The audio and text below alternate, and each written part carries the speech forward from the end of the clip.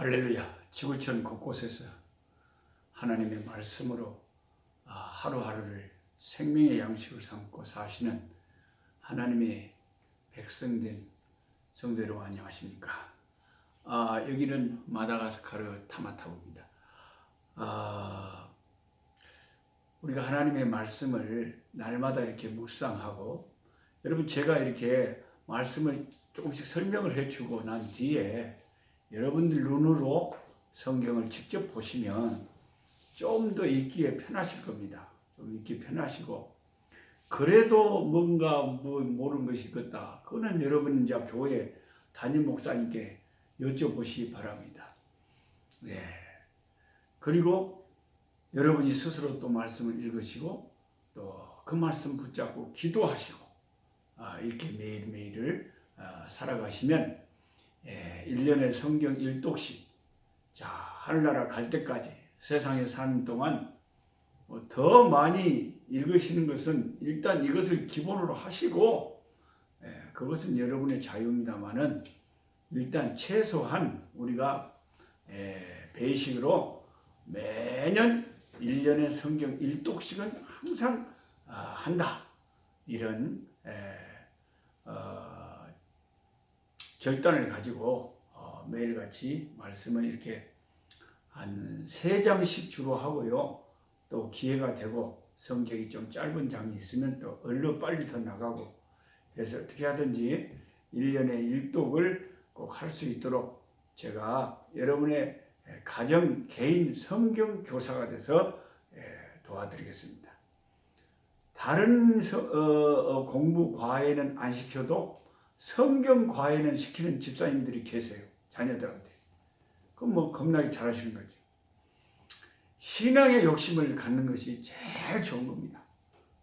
뭐니 해도 예수 잘 믿는 것보다 더 좋은 것은 세상에서도 또 주님 나라에서도 더 좋은 것은 없는 줄 압니다.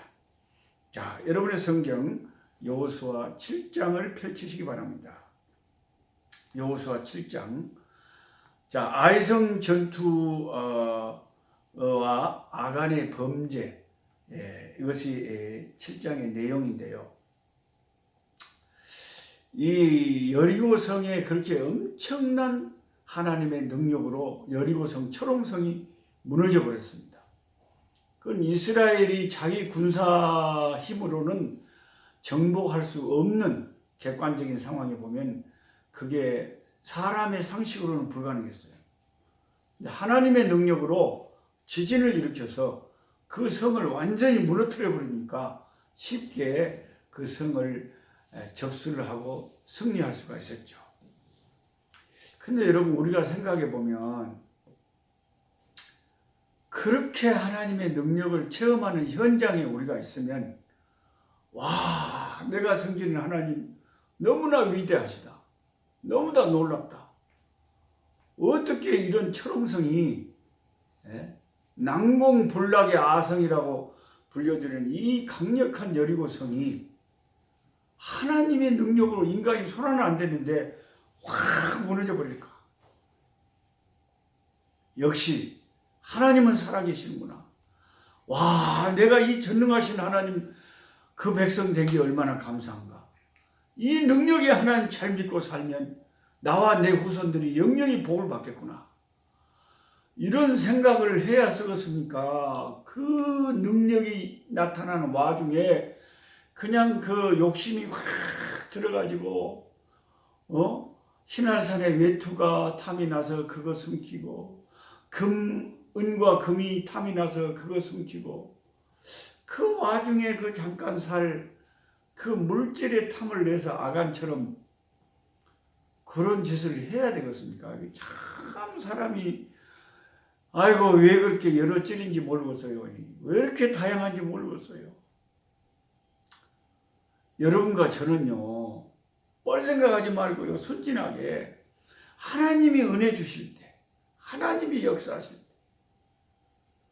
주님이 역사하실 때 그 역사에 정말 감동하면서 그 역사에 정말 큰 은혜 받으면서 하나님 잘 섬겨야 되겠다는 이런 아름다운 각오를 가지고 주님을 따르면 얼마나 좋았겠습니까?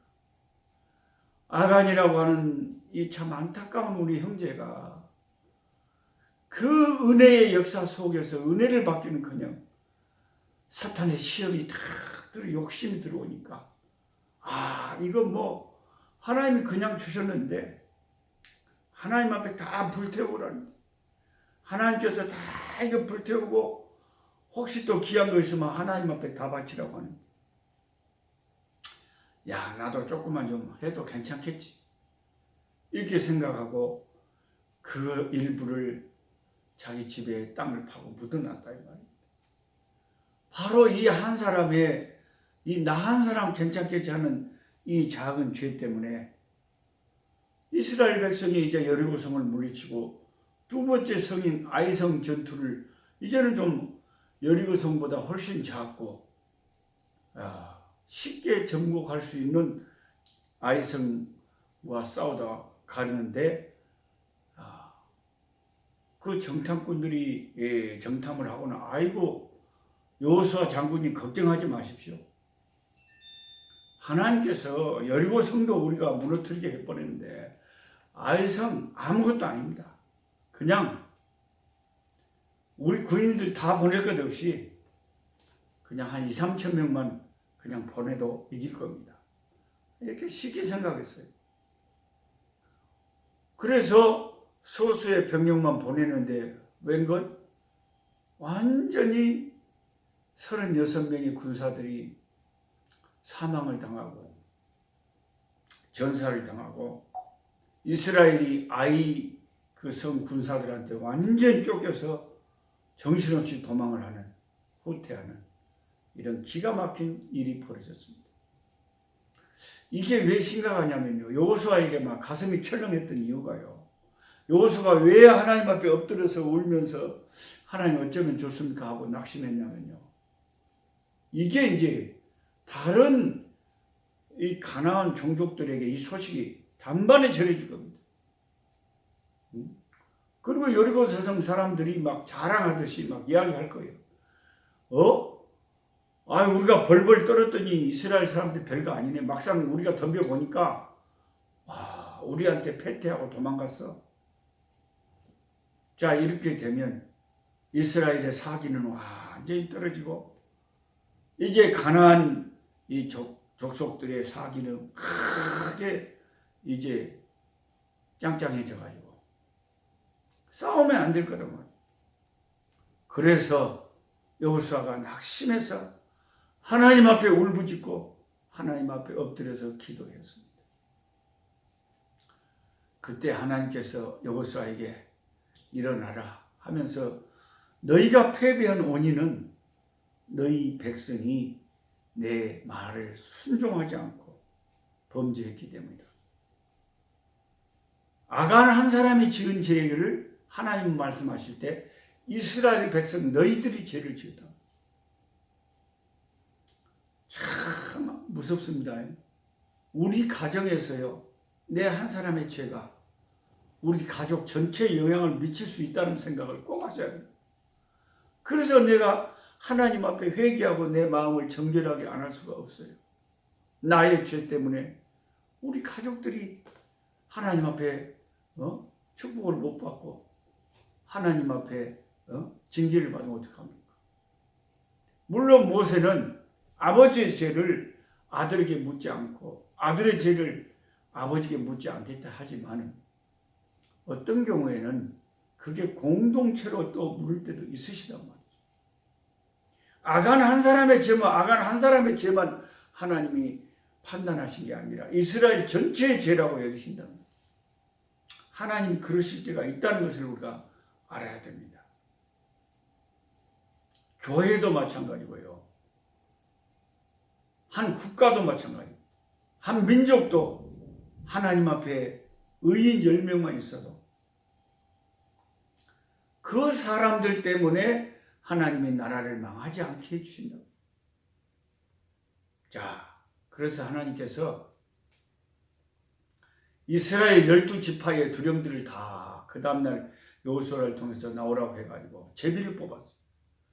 그래서 제비를 뽑았는데 12명의 그 두령들 중에 유다 지파가 딱 뽑힌 거예요. 그래 유다 지파 나오라고 해가지고 유다 지파의 또 후손들 딱딱딱 뽑았는데 다 하나님께서 정확하게 딱딱딱 짚어가지고 마지막에 아간이 딱 걸린 거예요. 그래서 여호수아가 네가 이스라엘의 하나님께 영광 돌리고 진실하게 네 죄를 회개해라.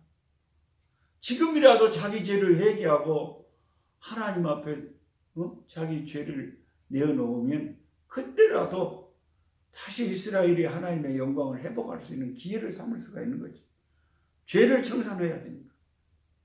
죄 때문에 이스라엘이 승리할 수 없고 전진할 수 없었습니다. 그랬더니 감사하게도 아간이 그래도 솔직하게 자기 죄를 고백했어요. 그래서 이제 이스라엘 백성들이 다 돌을 들고 아골 골짜기로 갔어요.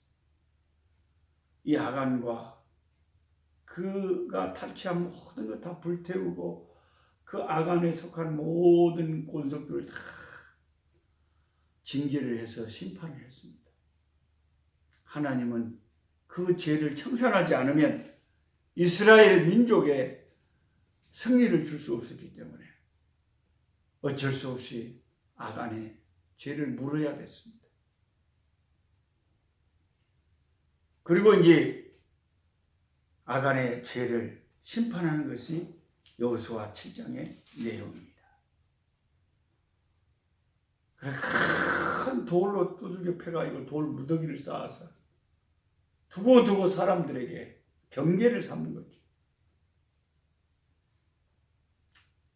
우리가 예수님 앞에 오늘도 우리의 흉악한 죄, 숨겨진 죄, 여러분 모를 것 같습니까? 하나님이 정확하게 짚어내잖아요. 사람들은 내 죄를 모르는 것 같아요. 하나님은 우리의 숨겨진 죄를 다 알고 계십니다. 죄를 회개하고 나오는 것이 가장 최선책입니다. 그나마 악한 죄 벗으라고 주님 너를 부르네. 악한 죄 벗으라고 주님 너를 부르네. 하나님 거신 사랑 아니옵소라. 악한 죄 벗으라고 악한 죄 벗으라고 주님 너를 부르네. 주님 너를 부르네. 너의 죄 흉악하나 눈과 같이 겠네. 죄의 빛 흉악하나 희게 되리라. 주홍빛 같은 내 죄 주홍빛 같은 내 죄 눈과 같이 희겠네. 눈과 같이 희겠네. 신앙의 핵심 가운데 하나가 회개입니다. 회개하라. 천국이 가까워. 우리는 우리의 생활 속에 숨겨진 죄를 주님 앞에 다 고백하고 예수님의 피에 내 죄를 적실 때 주께서 구약의 그 율법의 시대에는 돌에 맞아 죽었지만 나를 대신하여 십자가에 못 박히신 예수님의 그 희생의 그 놀라운 희생의 속죄 때문에 내가 내 율법의 저주에서 내 죄악의 심판에서 노임을 받고 피난처 되시는 주님 안에서 사죄함을 얻게 되는 줄 믿습니다. 그러니까 이 율법의 아래에 있는 자들과 예수의 십자가 아래에 있는 자들은 완전히 너무나도 극명하게 차이가 나는 것입니다. 자, 여호수아 8장으로 넘어가시면 드디어 이제 죄를 청산했으니까 아이성을 점령합니다. 이제 아이성을 8장에서 점령하고 모세가 여호수아에게 일러준 대로 에발산에 그 율법비를 쫙 세워서 율법을 적고 에발산에서 저주를 선포하고 그리심산에서 축복을 선포하고 모세가 여호수아에게 들려준 율법을 하나도 남기지 않고 다 이스라엘 백성에게 두 번째 승리를 거두고 이제 참 그 말씀의 성회를 여는 그런 장면이 여호수아 8장입니다. 이런 신앙이 투철한 지도자 여호수아가 있고 갈렙이 있으니까 이때만 해도 얼마나 모세 이후로 이스라엘 백성들이 그래도 깨어 있는지 모르겠어요. 지도자 한 사람 정말 하나님을 경외하고 깨어 있는 종이 있으면 그 지도자 밑에 있는 그 단체가 공동체가 복을 받는 것이죠. 한 가정에서도 가장이나 어머니나 아버지가 참 은혜로운 그런 집안은 복된 집안. 교회에서도 목사님이 참 은혜로운 교회가 아름답게 성장을 하고 어느 공동체든지 지도자가 이렇게 중요합니다. 이제 아간의 죄를 다 청산하고 나니까 하나님께서 여호수아에게 아이성을 공략할 수 있는 전략 전술을 가르쳐 줬어요. 복병을 완전히 본진을 몰래 밤에 저 아이성 뒤쪽에 다 배치시키고 복병을 완전히 배치시키고 여호수아 너는 남은 군사를 이끌고 정면에서 쳐들어가가지고 저들이 싸우러 나갈 때 살짝 못 이긴 척하고 후퇴를 해라. 그러면 저들이 전에도 패하더니 또 우리한테 패하는구나 하고 좋다고 막 창칼을 들고 막 계속 너희를 쫓아 나올 거다. 그러면 이제 성이 비게 되는 그 성이 비게 될 때 매복했던 복병들이 신호를 받고 그 성을 완전히 불살라버려. 그리고서 이제 양쪽에서 협공을 하게 되면 아이성은 완전히 점령이 될 것이다. 하나님께서 이렇게 세밀하게 여호수아에게 전략 전술을 가르쳐 주셨어요. 하나님이 시키는 대로 여호수아는 다 백성들에게 명을 해가지고 이렇게 복병 전략을 써가지고 통쾌하게 아이성을 완전 정복을 하고 전멸을 시키고 말았습니다. 여리고성 전투와 아이성 전투의 차이점이 뭡니까? 여리고성 전투는 이스라엘 백성이 순종만 하면 됐습니다. 자기들이 특별히 한 게 없었어요. 그런데 아이성 전투는 자기들이 정말 이제 싸워가지고 전략 전술을 통해서 실제로 전투를 해서 아이성을 완전히 괴멸시켰습니다. 항상 하나님께서 기적을 베푸셔서 우리는 가만히 있는데 하나님만 늘 하시는 게 아니고요. 어떨 때는 하나님 우리로 하여금 수고하게 해서 또 어떤 열매를 얻게 하시는 경우도 많이 있습니다. 그러니까 우리가 항상 하나님의 기적만 바라봐서는 안 되고요. 하나님께서 나를 통해서 구체적인 삶을 통해서 하나님께서 내가 수고함으로 또 어떤 열매를 얻게 하시는 경우가 많이 있기 때문에 우리 하나님이 어떻게 하실 줄 모르니까 하나님께서 그때그때 때를 따라 인도하시는 대로 따라가면 됩니다. 그래서 이 전투가 끝나고 이제 탈취물을 전리품으로 그 싸운 이스라엘 백성들이 다 취하도록 했습니다. 이것도 여리고성 전투하고 다른 점 중에 하나죠. 여리고성 전투는 하나도 자기 백성이 취하면 안 됐습니다. 다 하나님께 바치고 나머지는 다 멸절시켰습니다. 그런데 아이성은 짐승도 살려서 가축도 이스라엘 백성이 다 자기 소유로 하고 또 전쟁에서 탈취한 것들은 전리품으로 자기들이 가질 수 있게 해 주셨습니다. 왜 그러셨을까요? 그것은 이제 가나안을 정복하고 가나안을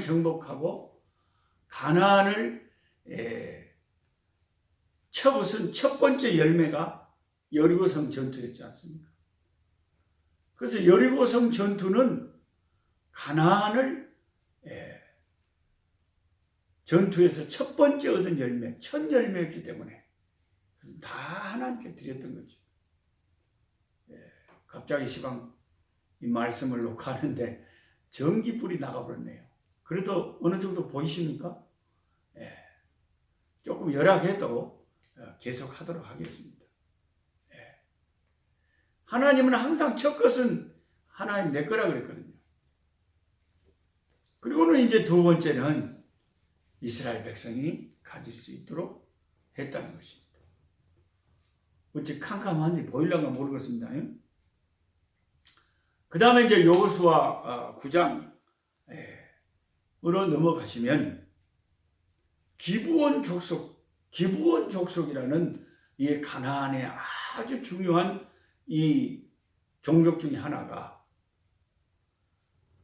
깨를 써가지고 여호수아에게 거짓 항복을 해가지고 할 수 없이 속아가지고 그들과 화친 조약을 맺었는데 한 번 하나님의 이름으로 언약을 맺은 것을 물릴 수가 없었기 때문에 그들을 멸절시키지 못하고 그들을 살려주는 그런 내용의 이야기가 여호수아 9장의 내용입니다.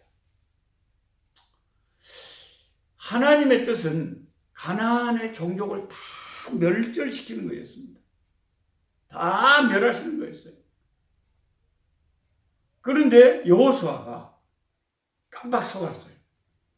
이런 신령한 하나님의 종도 인간이기 때문에 하나님 앞에 기도해보고 물어보고 신중하게 결정을 했어야 되는데 깜빡 속아가지고 자기들에게 왔는데 멀리 이 가나안 족속이 아닌 것처럼 꾸민 겁니다.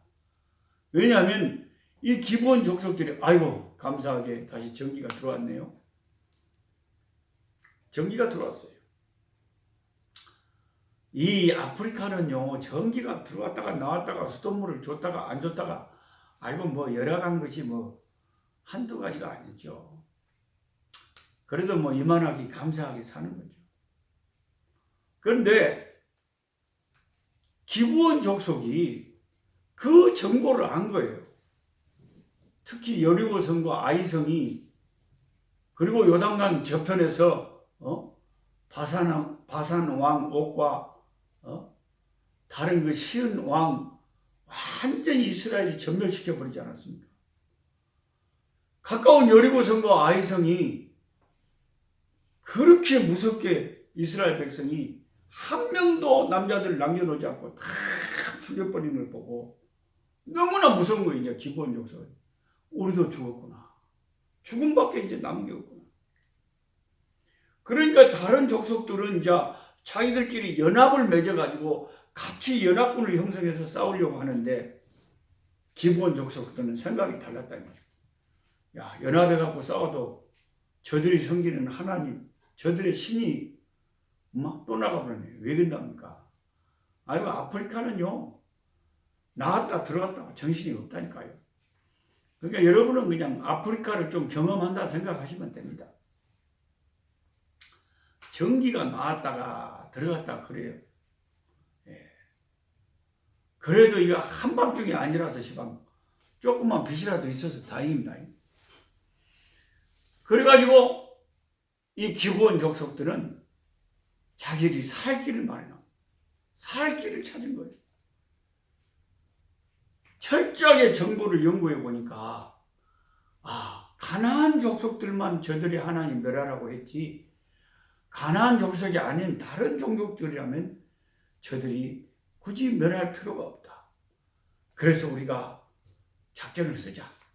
그래서 우리가 가나안 족속이 아닌 것처럼 멀리서 온 사람들처럼 꾸며가지고 가서 미리 우리가 당신네들 소문을 들었다고. 우리는 머나먼 종족인데 당신들이 섬기는 하나님의 이름으로 언약을 맺어서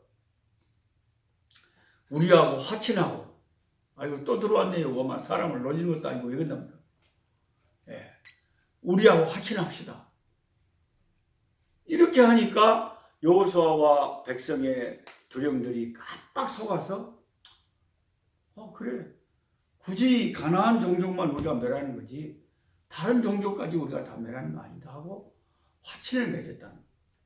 여호와의 이름으로 너희들을 죽이지 않겠다고 딱 언약을 맺어버렸기 때문에 한 번 하나님의 이름으로 맺은 언약은 그들이 취소할 수가 없었다는 거예요. 그래서 3일 후에 보니까 속았다는 거예요. 바로 가까운 기브온 종족들이 우리 자기들 속여서 있다는 걸 알게 됐습니다. 그래서 그렇지만 이미 때는 늦었어요.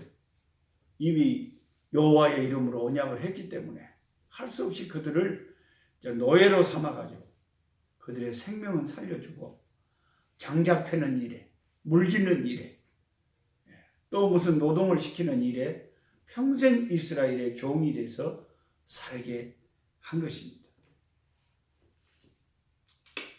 그리고는 이제 나중에 보면 이스라엘 역사서를 읽어보면 사무엘하 21장 1절에 보면 나중에 사울 왕이 있지 않습니까? 이스라엘의 첫 번째 왕 사울 왕이 기브온 종족들과 이 하나님의 이름으로 언약을 맺어서 그들을 보호하기로 했는데 사울 왕이 기브온 종족들을 많이 죽여버렸습니다.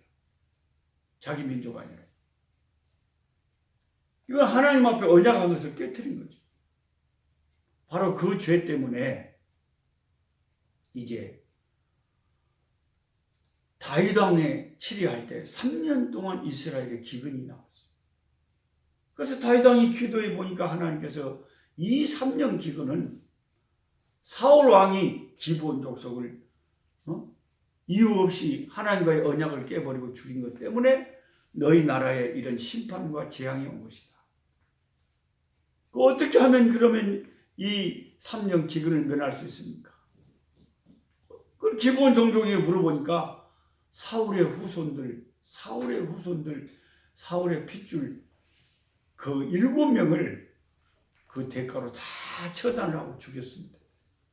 그랬을 때 다시 이스라엘의 3년 기근이 끝나고 비가 온 그런 역사가 있었습니다.